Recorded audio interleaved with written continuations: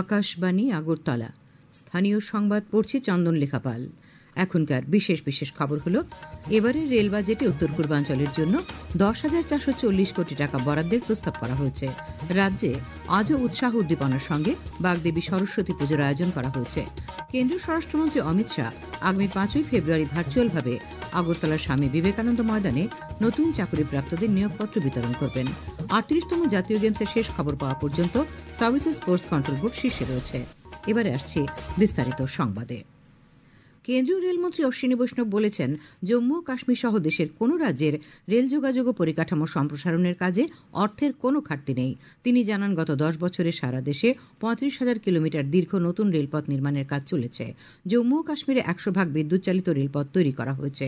রেলমন্ত্রী আজ 2025-2026 কেন্দ্রীয় বাজেটে রেল মন্ত্রকের ব্যয় বরাদ্দ নিয়ে ভার্চুয়ালভাবে সাংবাদিক সম্মেলনে কথা বলেন। তিনি বন্দে ভারত নিয়ে কেন্দ্রীয় সরকারের ভবিষ্যৎ পরিকল্পনা সম্পর্কেও বিস্তারিত उल्लेख करें। भारत ट्रेन चालू हुई थी चेयर कार, तब प्रधानमंत्री जी ने एक बहुत इम्पोर्टेंट निर्णय लिया कि पूरे देश को वंदे भारत का अनुभव मिलना चाहिए। इसीलिए पूरे देश भर में वंदे भारत, आप नॉर्थ ईस्ट से लेके north east, east, south, west, सब जगह सेंटर, सब जगह वंदे भारत चली। উত্তর পূর্বাঞ্চলে রেলের অগ্রগতি ও রেল বাজেটে এই অঞ্চলের জন্য ব্যয় বরাদ্দের প্রস্তাব সম্পর্কে তিনি জানান যে, এবারের বাজেটে এই অঞ্চলের জন্য 10,440 কোটি টাকা বরাদ্দের প্রস্তাব করা হয়েছে। তিনি জানান, উত্তর পূর্বের রাজ্যগুলিতে রেলপথ ও পরিকাঠামো উন্নয়নের কাজ দ্রুত গতিতে চলছে। মিজোরামে রেলপথ সংযোগের কাজ দ্রুত গতিতে এগিয়ে চলেছে।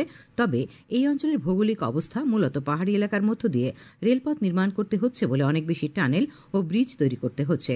এই সমস্যা মোকাবেলা করেও রেল বিভাগ দ্রুত গতিতে কাজ করছে। তিনি বলেন, উত্তর পূর্বের रेल যোগাযোগ ক্ষেত্র আগামী দিনে অনেক উন্নত হতে চলেছে। साथियों, आसाम और नॉर्थ ईस्ट की बात करूंगा। एंटायर नॉर्थ ईस्ट और असम, इसको इस तरह से हम इसलिए क्लासिफाई करते हैं क्योंकि रेलवे की जोन NFR के नाम से आती है। तो 10,440 करोड़ रुपए का एलोकेशन है, 10,440 करोड़ रुपीस का एलोकेशन है। आप इसको अगर कंपेयर करो यूपीए पीरियड से, 10 साल पहले जो यूपीए की सरकार थी केंद्र में, उससे कंपेयर करो तो उससे 5 गुना ज्यादा। রাজ্যে আজও উৎসাহ উদ্দীপনার সঙ্গে বাগদেবী সরস্বতী পুজোর আয়োজন করা হয়েছে। বিশেষ করে বিভিন্ন স্কুল, কলেজে, সরকারি প্রতিষ্ঠানে আজ পুজো করা হয়। রাজ্যের বিভিন্ন স্থানে শ্রী পঞ্চমী মেলারও আয়োজন রয়েছে। কেন্দ্রীয় স্বরাষ্ট্রমন্ত্রী অমিত শাহ আগামী 5ই ফেব্রুয়ারি ভার্চুয়ালভাবে আগরতলার স্বামী বিবেকানন্দ ময়দানে নতুন চাকরিপ্রাপ্তদের নিয়োগপত্র বিতরণ করবেন। ওই অনুষ্ঠানে স্বাস্থ্য দপ্তরের ফার্মাসিস্ট, ল্যাব টেকনিশিয়ান এবং রাজ্য সরকারের বিভিন্ন দপ্তরে জিআরবিটি কর্তৃক মাল্টিটাস্কিং স্টাফ পদে মনোনীত প্রার্থীদের মধ্যে নিয়োগপত্র দেওয়া হবে। রাজ্য সরকারের সাধারণ প্রশাসন দপ্তর থেকে এক বিজ্ঞপ্তিতে সংশ্লিষ্ট পদে মনোনীত প্রার্থীদের নিজস্ব মূল ডকুমেন্ট, সচিত্র পরিচয়পত্র এবং নিয়োগ সংক্রান্ত পরীক্ষার মূল অ্যাডমিট কার্ড নিয়ে ওই দিন বেলা 12:30টার মধ্যে স্বামী বিবেকানন্দ ময়দানে উপস্থিত থাকতে বলা হয়েছে।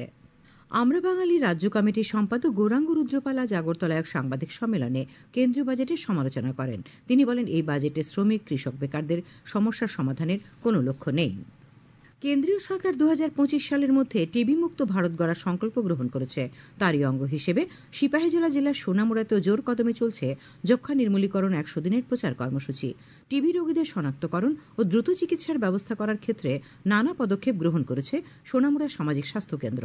বিভিন্ন গ্রামীণ এলাকায় চলছে টিবি স্ক্রিনিং। সোনামুড়া সামাজিক স্বাস্থ্য কেন্দ্রের দায়িত্বপ্রাপ্ত ডক্টর পার্থপ্রতিম দাস জানিয়েছেন, গ্রামে গ্রামে আয়ুষ্মান আরোগ্য মন্দিরগুলিতে বিশেষ স্বাস্থ্য শিবিরের পাশাপাশি বাড়ি বাড়ি অভিযান চলছে। পরীক্ষা নিরীক্ষার মাধ্যমে যদি কোনো টিবি রোগী শনাক্ত হয়, তাকে দ্রুত নিয়ে আসা হচ্ছে চিকিৎসার আওতায়।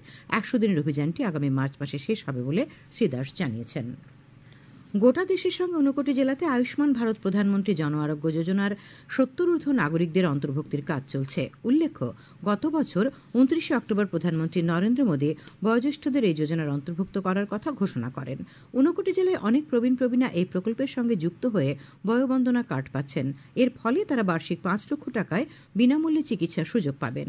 59 জেলাতে সর্বমোট 6,500 জনকে বয়োবন্দনা কার্ড দেওয়ার লক্ষ্যমাত্রা নির্ধারণ করা হয়েছে। এখনো পর্যন্ত 1,637 জন এই কার্ড পেয়েছেন। কৈলাসহরের প্রবীণ ব্যক্তি বিবেকানন্দ ভট্টাচার্য বয়োবন্দনা কার্ড পেয়ে খুশি। আমি শ্রী বিবেকানন্দ ভট্টাচার্য, বাড়ি কৈলাসহর কাছরঘাট। আমি 70 বছর ঊর্ধ্ব একজন নাগরিক। কেন্দ্রীয় সরকারের ঘোষণা মতো আয়ুষ্মান যোজনায় বয়োবন্দনা কার্ড আমি পেয়েছি। বছরে 5 লক্ষ টাকার স্বাস্থ্য বিমা এটি। বয়োবন্দনা কার্ড পেয়ে আমি খুব খুশি। খবর প্রচারিত হচ্ছে আকাশবাণীর আগরতলা কেন্দ্র থেকে। আজ প্রয়াগরাজের মহাকুম্ভে বসন্ত পঞ্চমী উপলক্ষে 2,33,00,000-এরও বেশি ভক্ত সঙ্গমে পবিত্র স্নান করেছেন। অমৃত স্নান হল মহাকুম্ভ মেলার সবচেয়ে তাৎপর্যপূর্ণ এবং পবিত্র আচার। আজ গঙ্গা আরতিতেও বিপুল সংখ্যক মানুষ অংশগ্রহণ করেন। প্রথম দুটি অমৃত স্নান 14 জানুয়ারি এবং মকর সংক্রান্তিতে 29 জানুয়ারি মৌনী অমাবস্যাতে হয়েছিল। বিশ্বের বৃহত্তম ধর্মীয় সমাবেশ হিসেবে স্বীকৃত মহাকুম্ভ মেলা এ পর্যন্ত 37 কোটিরও বেশি ভক্ত পুণ্য স্নান করেছেন। গত জানুয়ারি মাসের 28 তারিখ পর্যন্ত 30,58,00,000-এরও বেশি অসংগঠিত শ্রমিক ই শ্রম পোর্টালে নিবন্ধন করেছেন। শ্রম ও কর্মসংস্থান মন্ত্রক জানিয়েছে যে গত বছর 1 জুন থেকে 31 ডিসেম্বর পর্যন্ত ই শ্রম পোর্টালে 1,23,00,000-এরও বেশি নিবন্ধন হয়েছে।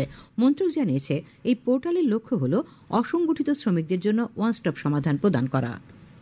কৈলাসহরের চিরাকুটি এলাকায় আজ দুপুরে মোটরবাইক দুর্ঘটনায় প্রসেনজিৎ রাজভর নামে 19 বছর বয়সী এক যুবক প্রাণ হারায়। পুলিশ সূত্রে জানা গেছে, বাইকে থাকা নিহতের বড় ভাই রঞ্জিত রাজভর গুরুতর আহত হয়ে হাসপাতালে চিকিৎসাধীন। তাদের বাড়ি কৈলাসহরের হালাইছড়া এলাকায়। বিলোনিয়া পুর পরিষদের প্রাক্তন চেয়ারম্যান শশাঙ্ক চৌধুরী আজ বিলোনিয়া শহরের রবীন্দ্রপল্লীতে নিজ বাসভবনে শেষ নিঃশ্বাস ত্যাগ করেন। মৃত্যুকালে তাঁর বয়স হয়েছিল 77 বছর। তাঁর মৃত্যুতে বিধায়ক দীপঙ্কর সেন এবং অশোক কুমার মিত্র গভীর শোক প্রকাশ করেছেন। উত্তরাখণ্ডে অনুষ্ঠিত 38তম জাতীয় গেমসের ষষ্ঠ দিনের শেষ খবর পাওয়া পর্যন্ত মোট 134টি স্বর্ণপদকের ফয়সালা হয়েছে। এর মধ্যে 19টি স্বর্ণপদক নিয়ে সার্ভিসেস স্পোর্টস কন্ট্রোল বোর্ড তালিকার শীর্ষে রয়েছে। 18টি স্বর্ণপদক নিয়ে কর্ণাটক দ্বিতীয় স্থানে এবং 13টি স্বর্ণপদক নিয়ে মহারাষ্ট্র তৃতীয় স্থানে রয়েছে। এদিকে এবারের গেমসে একের পর এক রেকর্ড গড়ছেন বিভিন্ন রাজ্যের ভারোত্তোলকরা। মেয়েদের 81 কেজি বিভাগে চণ্ডীগড়ের ভনসিতা ভার্মা 208 কেজি ওজন তুলে স্বর্ণপদক পান। 87 কেজি বিভাগে তামিলনাড়ুর এরোচেকি আলিস 221 কেজি তুলে স্বর্ণপদক ছিনিয়ে নেন। পুরুষদের 102 কেজি বিভাগে নতুন জাতীয় রেকর্ড গড়ে স্বর্ণপদক পান মহারাষ্ট্রের ভাইশব শাহজি ঠাকুর। তিনি স্নেচে 160 কেজি ওজন তোলেন। এদিকে সাঁতারেও নতুন জাতীয় রেকর্ড গড়ে চলেছেন বিভিন্ন রাজ্যের প্রতিযোগীরা। মেয়েদের 1500 মিটার ফ্রি স্টাইলে দিল্লির ভাব্যা, পুরুষদের 100 মিটার ব্যাকস্ট্রোকে কর্ণাটকের অলিম্পিয়ান শ্রীহরি নটরাজ স্বর্ণপদক পান। কর্ণাটকের নিনা 50 মিটার বাটারফ্লাই অলিম্পিয়ান দিনিদিকে হারিয়ে স্বর্ণপদক ছিনিয়ে চমক দেন। এদিকে স্কোয়াশের লড়াই পুরুষ বিভাগে তামিলনাড়ুর ভেলাভান সেন্থিল কুমার এবং মহিলা বিভাগে গোয়ার আকাঙ্ক্ষা সালনকে স্বর্ণপদক দখল করেন। ব্যাডমিন্টনের 4টি বিভাগে সেমিফাইনালের লাইন আপ চূড়ান্ত হয়েছে। এই ইভেন্টে কোয়ার্টার ফাইনালের লড়াই শেষ হয়েছে।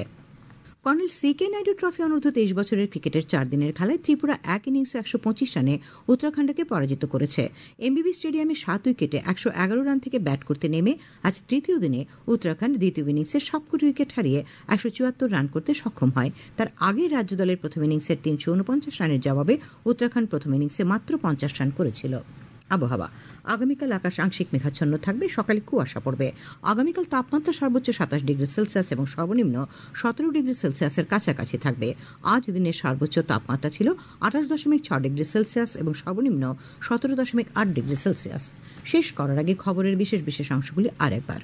এবারের রেল বাজেটে উত্তর পূর্বাঞ্চলের জন্য 10,440 কোটি টাকা বরাদ্দের প্রস্তাব করা হয়েছে। রাজ্যে আজও উৎসাহ উদ্দীপনার সঙ্গে বাগদেবী সরস্বতী পুজো হয়েছে। কেন্দ্রীয় স্বরাষ্ট্রমন্ত্রী অমিত শাহ আগামী 5 ফেব্রুয়ারি ভার্চুয়ালভাবে আগরতলার স্বামী বিবেকানন্দ ময়দানে নতুন চাকরিপ্রাপ্তদের নিয়োগপত্র বিতরণ করবেন। 38তম জাতীয় গেমসের শেষ খবর পাওয়া পর্যন্ত সার্ভিসেস স্পোর্টস কন্ট্রোল বোর্ড শীর্ষে রয়েছে। স্থানীয় সংবাদ আজকের মতো এখানে শেষ হলো।